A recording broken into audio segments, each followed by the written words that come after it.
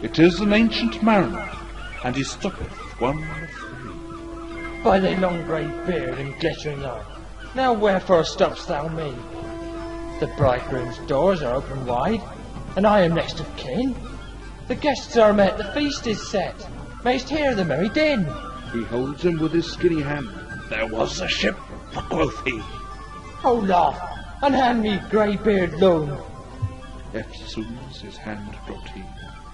He holds him with his glittering eye. The wedding guest stood still, and listens like a 3 years child. The mariner hath his will. The wedding guest sat on a stone. He cannot choose but hear. And thus spake on that ancient man, the bright-eyed mariner. The ship was cheered, the harbour cleared. Merrily did we drop below the kirk, below the hill, below the lighthouse top. The sun came up upon the left, out of the sea came he, and he shone bright, and on the right went down into the sea. Higher and higher every day, till o'er the mast at noon. The wedding guest here beat his breast, for he heard the loud bassoon. The bride hath paced into the hall, red as a rose is she. Nodding their heads before her goes the merry minstrelsy. The wedding guest here beat his breast, he cannot choose but hear. And thus spake on that ancient man, the bright-eyed man. And now the storm blast came, and he was tyrannous and strong.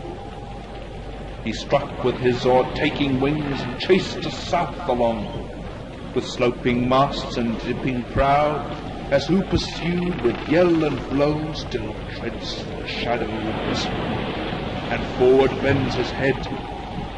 The ship drove fast, loud roared the blast, south Avon fled. And now there came both mist and snow, and it grew wondrous cold, and ice, mast high, came floating by, as green as emerald. And through the drifts the snowy cliffs did send a dismal sheen, nor shapes of men nor beasts we ken. The ice was all between. The ice was here, the ice was there, the ice was all around. It cracked and growled, and roared and howled, like noises in a swoon. At length did cross an albatross. Through the fog it came, as if it had been a Christian soul. We hailed it in God's name, and it ate the food it ne had ate, and round it flew. The ice did split with thunder fit, the helmsman steered us through, and a good south wind sprung up behind. The albatross did follow, every day, nor food or play came to the mariner's hollow. In mist or cloud, on mast or shroud, it perched for vespers 9, whilst all the night through the fog smoke went, glimmered the white moonshine. God save the ancient mariner from the fiends that plague with us. Why lookest thou so? With my crossbow I shot the albatross. The sun now rose upon the right, out of the sea came he, still hid in mist, and on the left went down into the sea. And the good south wind still blew behind, but no sweet bird did follow, nor any day for food or play came to the mariner's hollow. And I had done a hellish thing, and it could work and woe. For all averred, I had killed the bird that made the breeze to blow. Ah, wretch, said they, the bird to slay that made the breeze to blow. Nor dim nor red, like God's own head, the glorious sun uprised. Then all averred I had killed the bird that brought the fog and mist. 'Twas right, said they, such birds to slay that bring the fog and mist. The fair breeze blew, the white foam flew, the furrow followed free. We were the first that ever burst into that silent sea. Down dropped the breeze, the sails dropped down. 'Twas as sad could be, and we did speak only to break the silence of the sea. All in a hot and copper sky, the bloody sun at noon, right up above the mast did stand, no bigger than the moon. Day after day we stuck, nor breath, nor ocean, as idle as a painted ship upon a painted ocean. Water, water, everywhere, and all the balls did shrink. Water, water, everywhere, nor any drop to drink. The very deep did rot, O Christ, that ever this should be. Yea, slimy things did crawl with legs upon the slimy sea. About in reel and rout, the death fires danced at night. The water like witches' oils burnt green, blue, and white, and some in dreams as sure it were of the spirit that plagued us so. 9 fathom deep he had followed us from the land of mist and snow, and every tongue through utter drought was withered at the root. We could not speak, no more than if we had been choked with soot. Ah, well a day, what evil looks had I from old and young.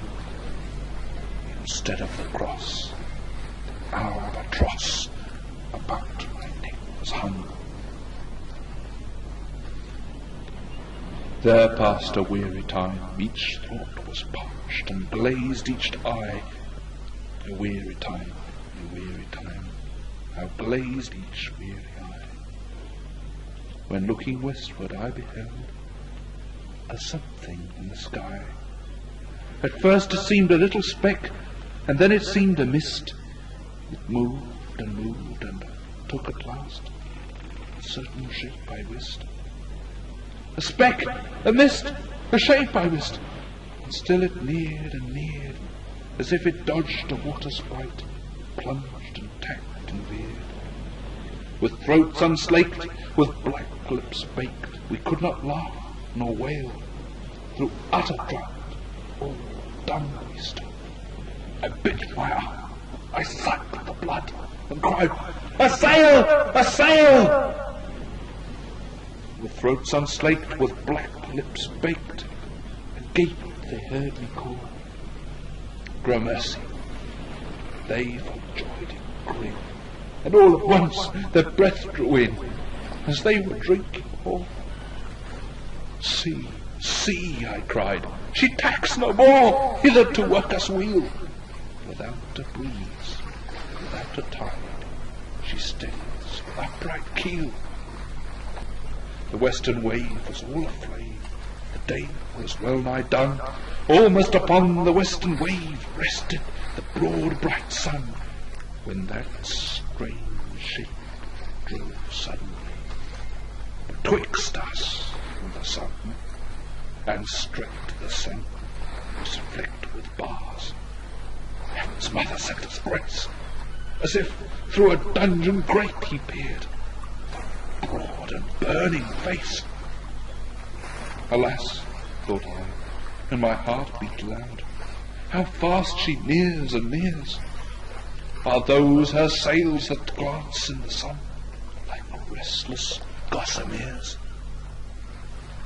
Are those her ribs through which the sun did peer as through a grate? And is that woman all her crew? Is that a death? And are there two? Is death that woman's mate?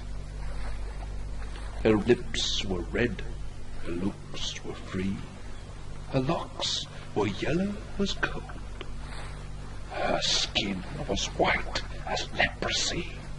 The nightmare, life in death was she, who thicks man's blood with cold.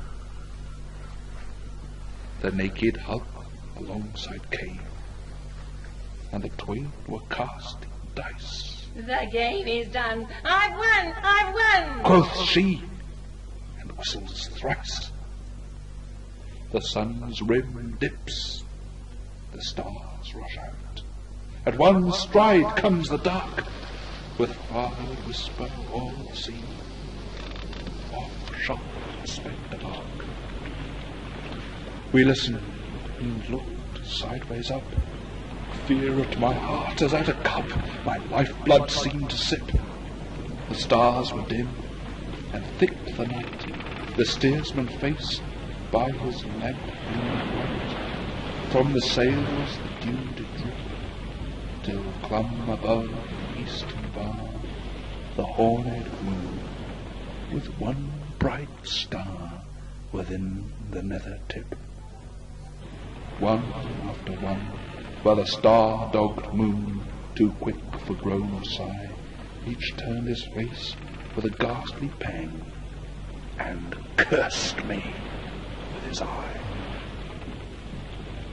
4 times 50 living men, and I heard nor sigh nor groan. With heavy thump, a lifeless lump, they dropped down, one by one. The souls did from their bodies fly, they fled to bliss or woe, and every soul it passed me by, like the whiz of my crossbow.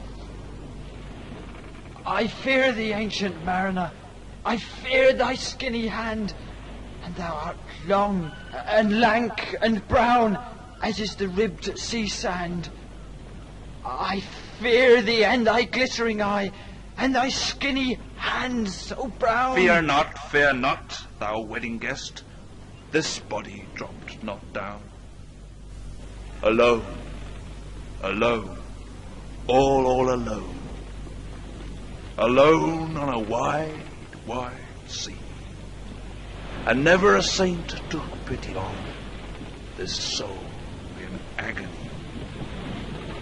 The many men so beautiful, and they all dead did lie, and 1,000 slimy things lived on, and so did I.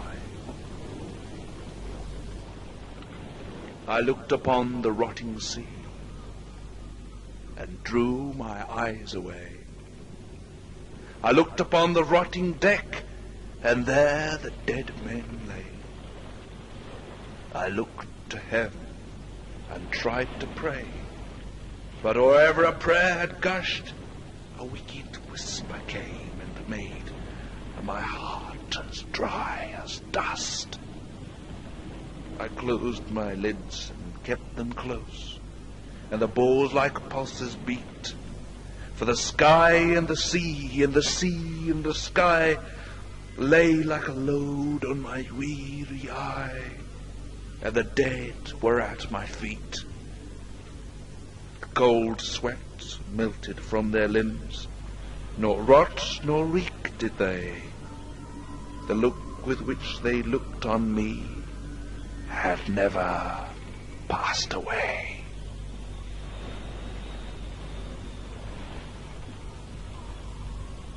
An orphan's curse would drag to hell a spirit from on high. But oh, more horrible than that is a curse in a dead man's eye.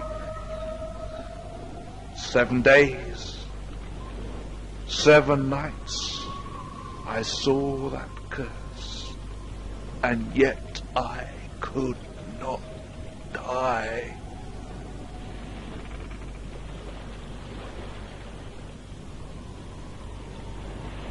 The moving moon went up the sky, and nowhere did abide. Softly she was going up, with a star or two beside. Her beams bemocked the sultry main, like April hoarfrost spread, But where the ship's huge shadow lay, the charmed water burnt alway, a still and awful red.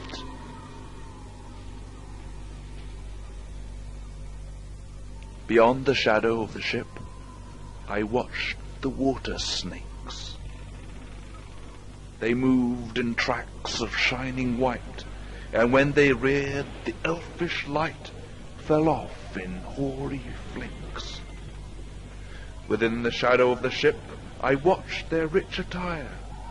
Blue, glossy green, and velvet black, they coiled and swam, and every track was a flash of golden fire. Oh, happy living things! No tongue their beauty might declare.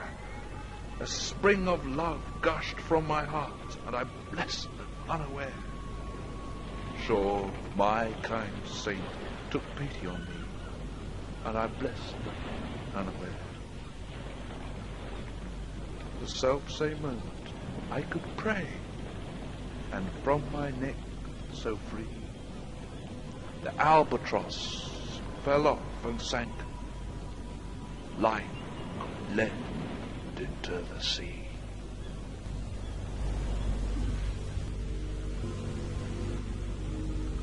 Oh, sleep, it is a gentle thing, the love from pole to pole. To Mary Queen the praise be given. She sent the gentle sleep from heaven that slid into my soul. The silly buckets on the deck that had so long remained, I dreamt that they were filled with dew, and when I woke, it rained.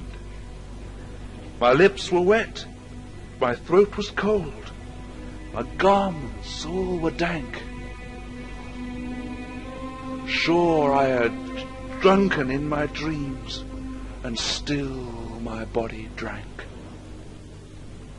I moved, and could not feel my limbs. I was so light almost, I thought that I had died in sleep, and was a blessed ghost. And soon I heard a roaring wind. It did not come anear, but with its sound it shook the sails that were so thin and sere. The upper air burst into life, and 100 fire flags sheen. To and fro they were hurried about, and to and fro and in and out the wan stars danced between. And the coming wind did roar more loud, and the sails did sigh like sedge, and the rain poured down from one black cloud. The moon was at its edge.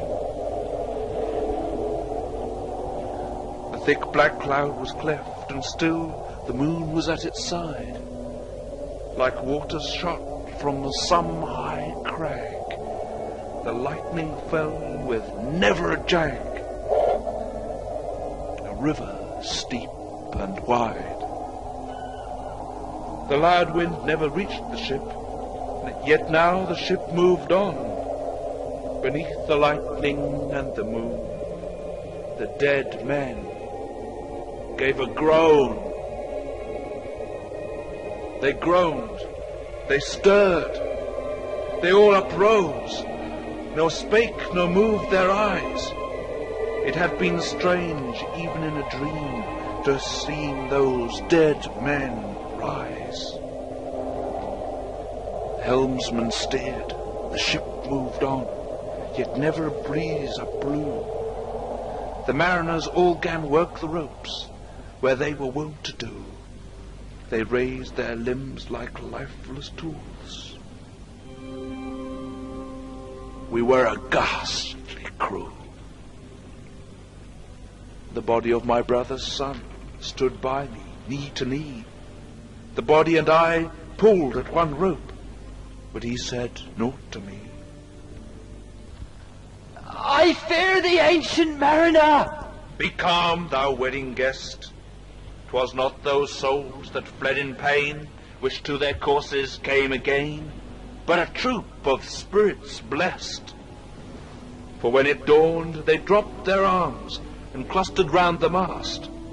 Sweet sounds rose slowly through their mouths, and from their bodies passed. Around, around flew each sweet sound, then darted to the sun. Slowly the sounds came back again, now mixed, now one by one. Sometimes a dropping from the sky, I heard the skylark sing. Sometimes our little birds they are, how they seem to fill the sea and air with their sweet jargoning. And now 'twas all like instruments, now like a lonely flute, and now it is an angel's song that makes the heavens mute. It ceased, yet still the sails made on a pleasant noise till noon, a noise like of a hidden brook in the leafy month of June, that to the sleeping woods all night singeth a quiet tune. Till noon we quietly sailed on, yet never a breeze did breathe. Slowly and smoothly went the ship, moved onward from beneath. Under the keel 9 fathom deep, from the land of mist and snow, the spirit slid, and it was he that made the ship to go. The sails at noon left off their tune, and the ship stood still also. The sun, right up above the mast, had fixed her to the ocean. But in a minute she 'gan stir, with a short, uneasy motion, backwards and forwards, half the length, with a short, uneasy motion. Then, like a pawing horse let go, she made a sudden bound. It flung the blood into my head, and I fell down in a swoon. How long in the same fit I lay, I have not to declare. But ere my living fire returned, I heard, and in my soul discerned, 2 voices in the air. Is it he? Quoth one. Is this the man by him who died on cross? With this cruel bow he laid full low the harmless albatross? The spirit who bideth by himself in the land of mist and snow, he loved the bird that loved the man who shot him with his bow. The other was a softer voice, as soft as honey dew. Quoth she, The man hath penance done, and penance more will do. But tell me, speak again, thy soft response renewing. What makes that ship drive on so fast? What is the ocean doing? Still as a slave before his lord, the ocean hath no blast. His great bright eye most silently up to the moon is cast, if he may know which way to go, for she guides him smooth or grim. See, brother, see, how graciously she looketh down on him. But why drives on that ship so fast, without or wave or wind? The air is cut away before, and closes from behind. Fly, brother, fly, more high, or we shall be belated. For slow and slow that ship will go, when the mariner's trance is abated. I woke, and we were sailing on, as in a gentle weather. 'Twas night, calm night. The moon was high. The dead men stood together. All stood together on the deck, for a charnel dungeon fitter. All fixed on me their stony eyes, that in the moon did glitter. The pang, the curse with which they died, had never passed away. I could not draw my eyes from theirs, nor turn them up to pray. And now this spell was snapped. Once more I viewed the ocean green, and looked far forth, yet little saw of what else be seen. Like one that on a lonesome road doth walk in fear and dread, and having once turned round, walks on, and turns no more his head, because he knows a frightful fiend doth close behind him tread. But soon there breathed a wind on me, no sound nor motion made. Its path was not upon the sea, in ripple or in shade. It raised my hair, it fanned my cheek, like a meadow gale of spring. It mingled strangely with my fears, yet it felt like a welcoming. Swiftly, swiftly flew the ship, yet she sailed softly too. Sweetly, sweetly blew the breeze, on me alone it blew. Oh, dream of joy, is this indeed the lighthouse top I see? Is this the hill? Is this the kirk? Is this mine own country?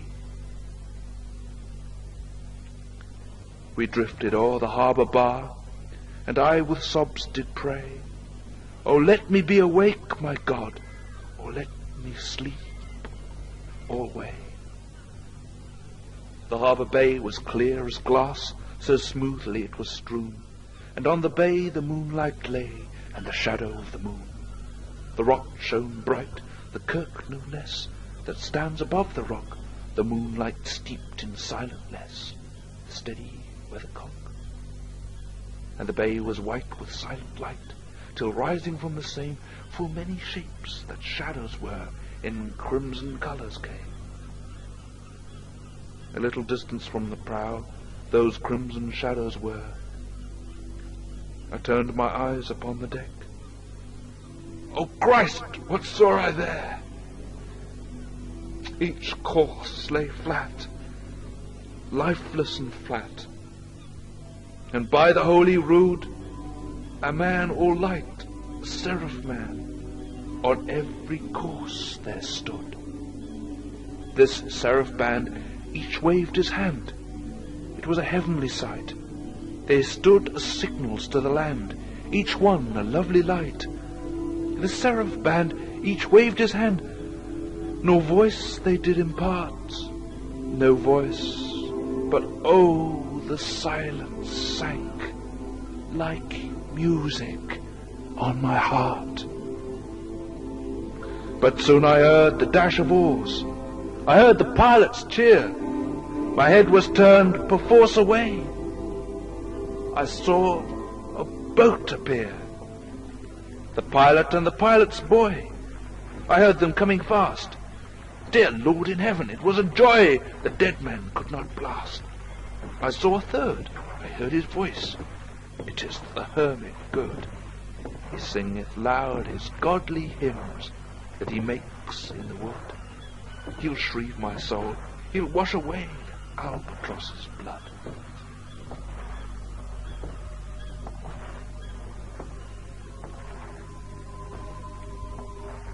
This hermit good lives in that wood which slopes down to the sea. How loudly his sweet voice he hears. He loves to talk with mariners that come from a far country. He kneels at morn and noon and eve. He hath a cushion plump. 'Tis the moss that wholly hides the rotted old oak stump. The skiff neared. I heard them talk. Why, this is strange, I trow. Where are those lights, so many and fair, that signal made but now? Strange, by my faith, The hermit said, and they answered not our cheer. The planks looked warped, and see those sails, how thin they are and sere. I never saw aught like to them, unless perchance it were brown skeletons of leaves that lag my forest brook along. When the ivy tod is heavy with snow, and the owlet whoops to the wolf below that eats the she-wolf's young. Dear Lord, it hath a fiendish look, the pilot made reply. I am afeard. Push on, said the hermit cheerily. The boat came closer to the ship, but I nor spake nor stirred. The boat came close beneath the ship, and straight a sound was heard. Under the water it rumbled on, still louder and more dread. It reached the ship, it split the bay. The ship went down like lead. Stunned by that loud and dreadful sound, which sky and ocean smote, like one that hath been 7 days drowned, my body lay afloat. But swift as dreams myself I found within the pilot's boat. Upon the whirl sank the ship, this boat spun round and round, and all was still save that the hill was telling of the sound. I moved my lips. The pilot shrieked and fell down in a fit. The holy hermit raised his eyes and prayed where he did sit. I took the oars. The pilot's boy, who now doth crazy go, laughed long and loud, and all the while his eyes went to and fro. Ha ha ha! Quoth he, full plain I see, the devil knows how to row. And now, all in my own country, I stood on the firm land. The hermit stepped forth from the boat, and scarcely he could stand. Oh, shrieve me, holy man! The hermit crossed his brow. Say quick, quoth he, I bid thee say, what manner of man art thou? Forthwith this frame of mine was wrenched with a woeful agony, which forced me to begin my tale, and then it left me free. Since then, at uncertain hour, that agony returns, until my ghastly tale is told, this heart within me burns. I pass like night from land to land. I have strange power of speech. That moment that his face I see, I know the man that must hear me. To him my tale I teach. What loud uproar burst from that door!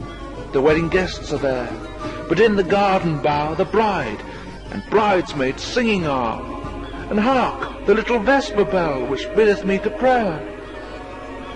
O wedding guest, this soul hath been alone on a wide, wide sea.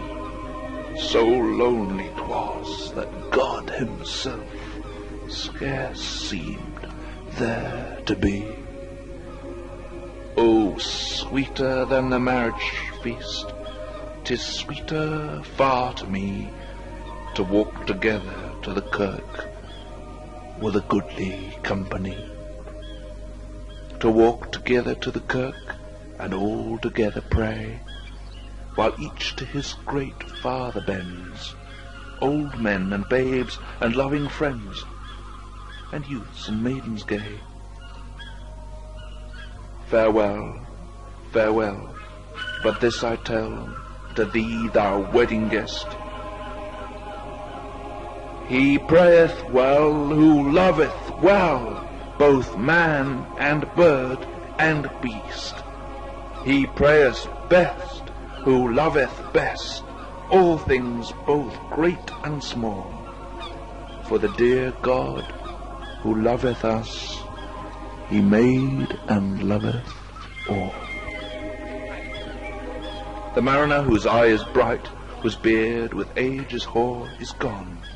And now the wedding guest turned from the bridegroom's door. He went like one that hath been stunned, and is of sense forlorn. a sadder and a wiser man. He rose the morrow morn.